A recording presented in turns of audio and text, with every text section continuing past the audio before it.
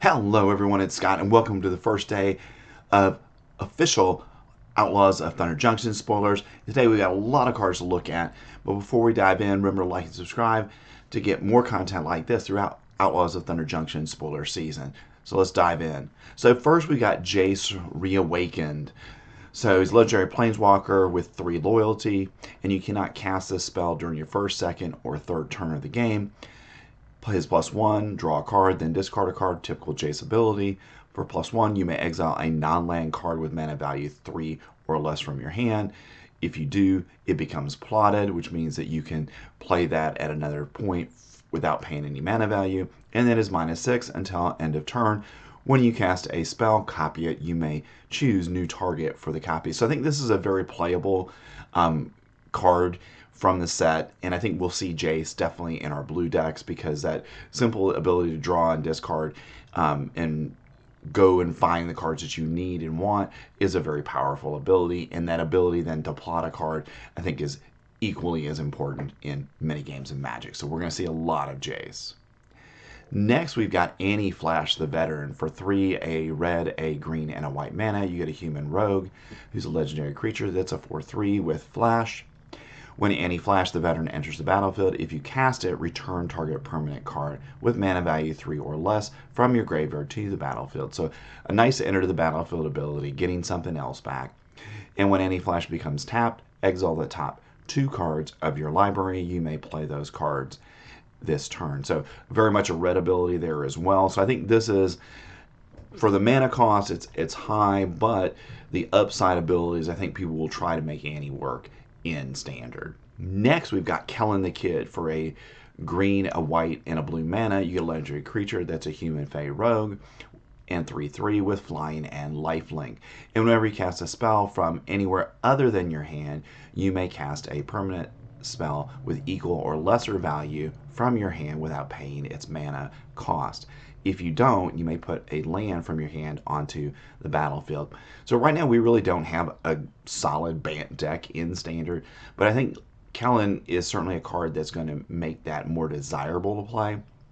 So the ability to play a card from outside of your hand, from exile or from an adventure or a plotted card, I think is a really powerful one, because basically you pay for that and you get another card basically for free, which is really, really powerful in standard and really in any format. So Kellen may have applications that go well beyond standard here. Next, we've got Rakdos the Muscle. For 2 black mana and a red, you get a demon mercenary who's a 6/5 with flying and trample.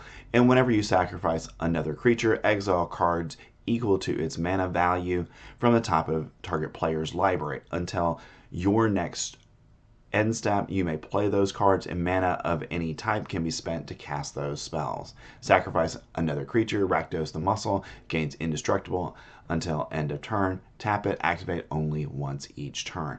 So you got a way to, in essence, with Rakdos, to self-sacrifice things so that you get that value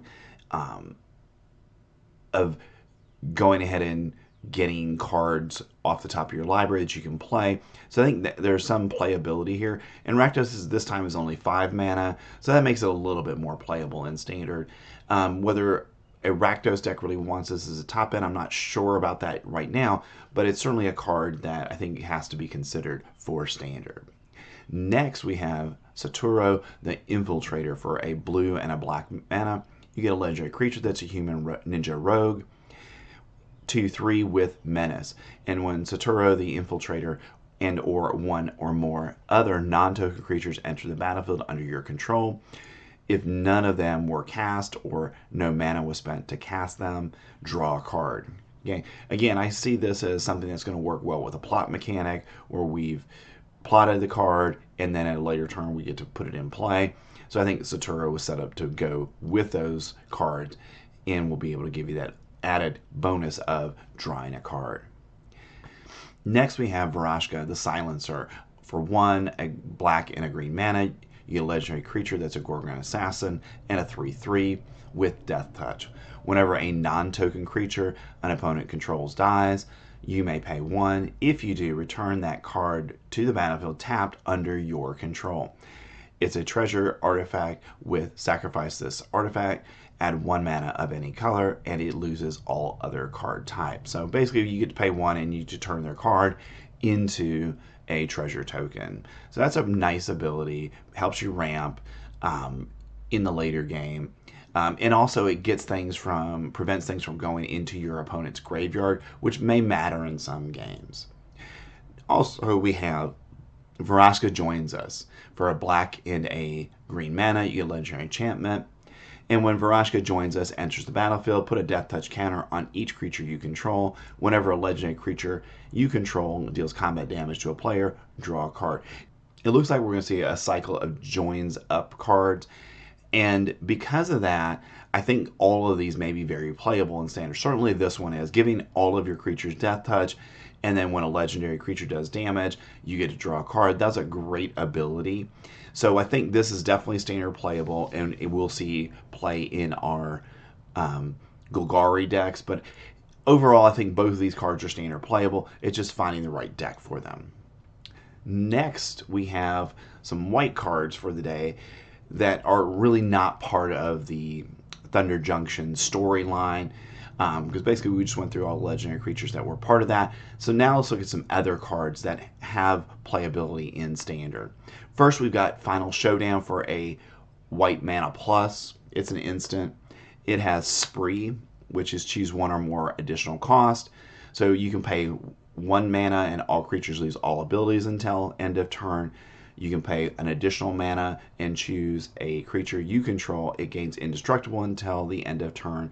Or you can pay 5 mana and destroy all creatures. So very much the Spree card is a modal card where you can choose the options that you want. So I think we'll see these played in standard because of the ability to simply, you could find what you need in a given situation, giving something indestructible or creatures losing abilities, wiping out the board. I think that's a really powerful card there. So I think we're going to see this index across standard, and potentially I think this has application in Pioneer and also in Modern. Next, we've got Fortune, Loyal Steed. For 2 and a white mana, you get a legendary creature that's a beast mount. It's a 2/4. And when Fortune, Loyal Steed enters the battlefield, scry 2. And whenever Fortune attacks while saddled, at end of combat, exile it and up to 1 creature that saddled it this turn, then return those cards to the battlefield under their owner's control, and it has Saddle 1. So what Saddle is the same thing as our crew ability, where you tap a creature that has that much power, and because of that, you're going to be able to then get the additional saddle ability of that creature. And for Fortune, it's after combat, you get to exile Fortune in another card, and they both are going to be able to block on the next turn as well, which I think is an important possibility in standard for cards like this. Might make them very playable. We'll have to see where this ability goes to see how powerful it's going to be in standard. Next, we've got some blue cards. First, we've got Double Down. For 3 and a blue mana, you get an enchantment. Whenever you cast an Outlaw spell, copy that spell. That's assassins, mercenaries, pirates, rogues, and warlocks are outlaws. Copies of permanent spells become tokens. So I think a very interesting card in standard. I think we certainly have enough assassins, mercenaries, pirates, rogues, and warlocks to potentially create a deck around them and really take advantage of the Double Down enchantment, where you get to create a copy of everything. So I'm interested to see how people try to build around this card. It's certainly something from the set that I'm excited to try, at least as a build around. Next, we've got the Key to the Vault. For 1 and a blue mana, you get a legendary artifact. That's an equipment. Whenever equipped creature deals combat damage to a player, look at that many cards from the top of your library. You may exile a non-land card from among them, put the rest on the bottom of your library in a random order, and you may cast the exiled card without paying its mana cost. So earlier we talked about Saturo being able to draw cards anytime you cast a spell basically from exile or from adventure, and this is a card that works really well with Satoru. So I think they're gonna find a home together in Standard. Next, we've got Gisa, the Hellraiser. For 3 and 2 black mana, you legendary creature that's a human warlock, and is a 4/4 with Ward 2 and pay 2 life. Skeletons and zombies you control get +1/+1 and have menace. Whenever you commit a crime, create 2 tap 2/2 blue and black zombie rogue creature tokens. This ability triggers only once each turn. So Gisa has the ability to create an army for you if you're playing your cards correctly. So I think this is a card that is certainly a potential build around for a skeleton or zombie deck, and we'll kind of have to see where that fits into Standard. The 5 cost is the thing that I think probably is going to lead it to not seeing a lot of Standard play, but we do have a lot of skeletons and zombies in Standard that will work with this. Next, we have Insatiable Avarice for a black mana plus, and this is another of our spree cards. This one's a sorcery, and you can pay 2 to search your library for a card, then shuffle and put that card on top of your library, and then you can pay 2 black, and target player draws 3 cards and loses 3 life. So I think, again, another card with the spree ability on it that is a good magic card. Basically for 4 mana, you get to find a card in your library you want, put it on top, and then draw 3 cards, meaning that you're going to get that card plus 2 additional cards. You cost you 3 life, but that's a pretty good ability in black. So being able to draw 3 cards for 4 mana, I think is a nice ability in black, and certainly one that I think black players will want to try. Next, we've got Tiny Bones Joins Up. For a black mana, you get a legendary enchantment. When Tiny Bones joins up, enters the battlefield, any number of target players each discard a card. Whenever a legendary creature enters the battlefield under your control, any number of target players each mill a card and lose 1 life. So again, I think this is a nice joins up card where it's got playability. You can make your opponent discard a card, and then on future turns when you play legendary creatures, you get to do that again. Now, is this probably going to see play in a traditional black deck? Probably not, but if there's a black deck out there that has a lot of legends in it, then I think this is a nice card that works well with those cards that we'll see play in that deck. Next, we have another of our spree cards, Great Train Heist. For a red mana plus, you get an instant with spree, and for 2 and a red mana, untap all creatures you control. If it's your combat phase, there is an additional combat phase after this phase. And for 2 more mana, creatures you control get +1 and gain first strike until end of turn. And for a red mana, you can choose target opponent. Whenever a creature you control deals combat damage to that player this turn, create a tapped treasure token. So this is a lot of potential mana to dump into the Great Train Heist, but if you can somehow dump the 7 mana into it, you're in really good shape. And I think this is a card that definitely people who are playing red are going to try to make work, because that ability to just get an extra combat phase is really powerful. And in many games, red is realistically 1 combat phase from winning, and this is going to give them that extra combat phase. And I think that'll make it standard playable. Next, we've got a couple more red cards. We've got Magda, the Horde Master. For 1 and a red mana, you get a Dwarf Berserker. That's a 2/2. And whenever you commit a crime, create a tapped treasure token. This ability triggers only once each turn. Then you can sacrifice 3 treasures, creating a 4/4 red scorpion dragon creature token with flying and haste, activate only as a sorcery. So Magda is, in my mind, a perfect card to include in the current mono red deck, because you're going to be committing crimes. Again, committing a crime means you're targeting opponents, anything they control, and or cards in their graveyard. That's a crime. So as a result of that, you're going to be naturally doing this in mono red anyways. And now you get the added benefit of creating treasure tokens that Magda then can turn into a 4/4 Scorpion Dragon. So I think this has got a lot of standard playability, and I think we'll see red deck builders wanting to try this in standard. Next, we've got Slick Shot Show Off for 1 and a red mana. We get a Bird Wizard that's a 1/2 with flying and haste. And whenever you cast a non-creature spell, Slick Shot Show Off gets +2/+0 until end of turn. And right there, this is basically prowess, but on the power side, not on the toughness side. So I like this card a lot. I think it immediately goes in the current mono red deck as at least a 2 of, maybe even 3 or 4, because what you're going to be able to do with this is get it into play and then play your Play with Fire or your Lightning Strike or your Kumano faces Kakuzan, and immediately it's a 3/2 with haste, and now you're really hurting your opponent and drawing down their life total very quickly. It also has Plot for 1 and a red mana, and you may pay 1 and a red mana and exile this card from your hand, cast it as a sorcery on a later turn without paying its mana cost, Plot only as a sorcery. So what this means is that you can exile this card for 2 mana, and then at a later point you can put it into play. And because of that, I think, you know, in the mid to late game, it's a way of protecting things that you want to maybe use later in the game. And we'll have to see where the plot ability is overall for this set, but it's an interesting ability that I think people are going to want to play.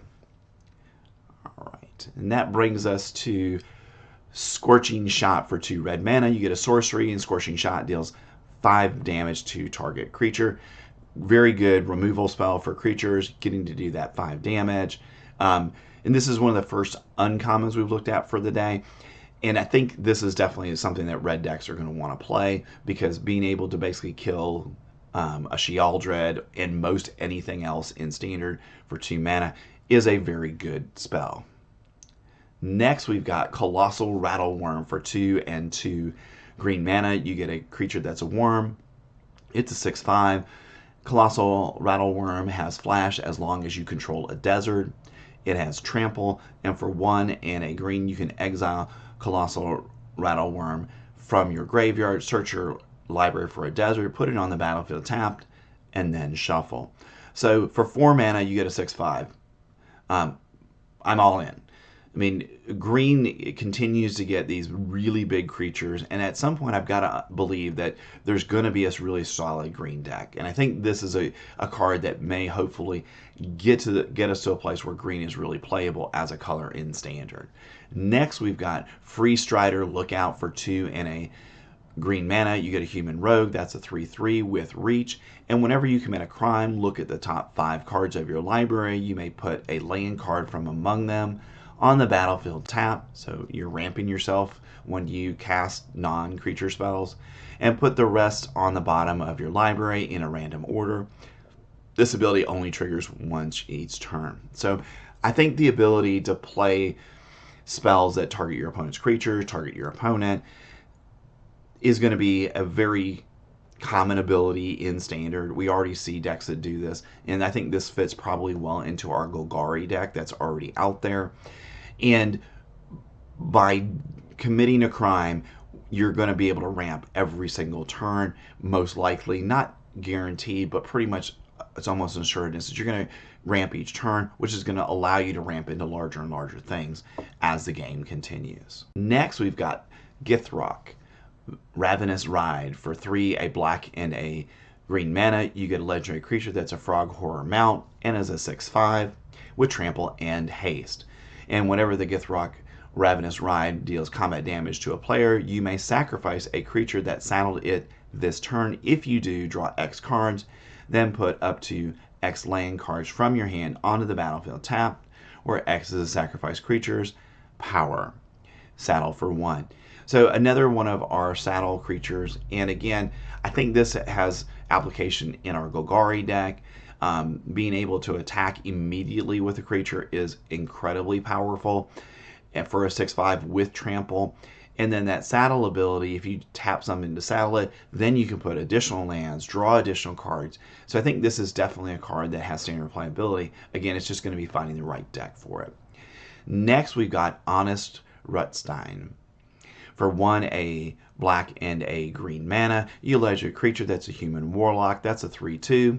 And whenever Honest Rutstein enters the battlefield, return target creature card from your graveyard to your hand. Creature spells you cast cost 1 less to cast. So right there, that tells me this card is very much playable in Standard. First of all, when it enters the battlefield, you get to return a creature from your graveyard, okay, for 3 mana. That's it's a little bit overcosted for that ability, but you're still getting the 3/2, and all of your creature spells cost 1 less to cast. So if your opponent is not able to kill Honest Rutstein quickly, then it's going to help you reduce the cost of all your creature spells and get more and more cards into play quickly.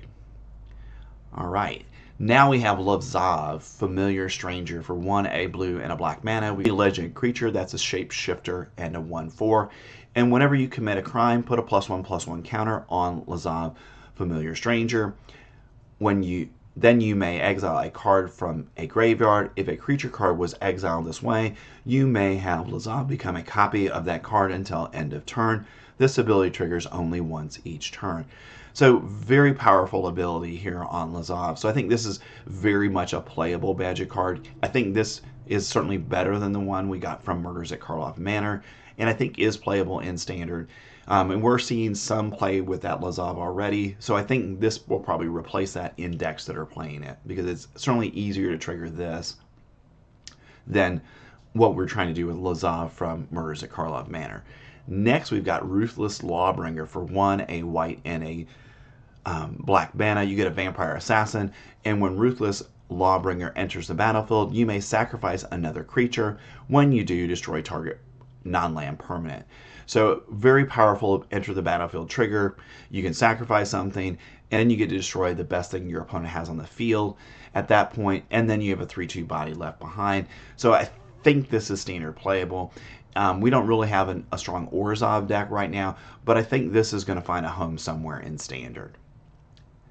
Next, we've got our last cards we're going to talk about today, which is our fast lands from the Kaladesh block. We got Blossoming Marsh, Concealed Courtyard, Inspiring Vantage, Spiral Bluff Canyon, and Botanical Sanctum. Back again with the Outlaws of Thunder Junction. So now we've got enemy fast lands for Standard as well. We got allied fast lands in our Phyrexia All Will Be One set. So now we've got the counter, and I think this is going to be really important for Standard, because cards like Inspiring Vanish are going to see a lot of play in Standard, because we already have a deck that wants that in the Boros Convoke deck, and this is going to help that deck be much more consistent early in the game and get their game plan going faster. So I think these are going to be obviously some of the best cards from the set, and they're going to be cards that are going to see play everywhere.